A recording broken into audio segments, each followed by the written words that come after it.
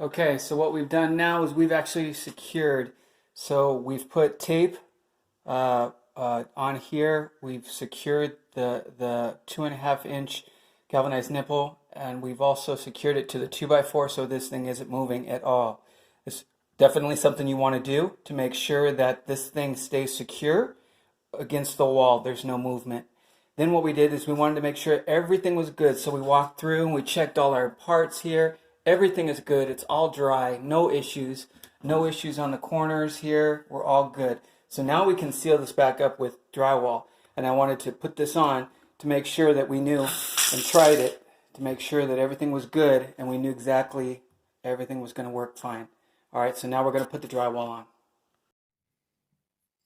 All right, guys, so we've actually finished the plumbing. We've done the wall, 2 coats, and now we've put this fixture on, which was relatively simple to do. Again, it's just basically these 2 areas where the plumbing goes in, here and here.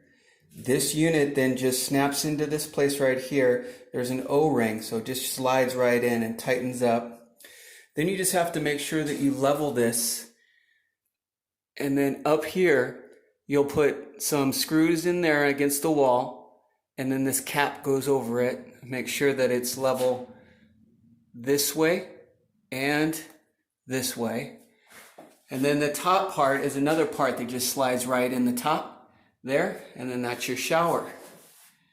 Now, how this works is you've got your knob on this side for temperature.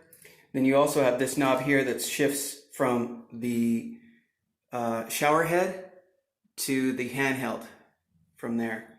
It's a pretty cool little fixture. Very easy and quick to put in.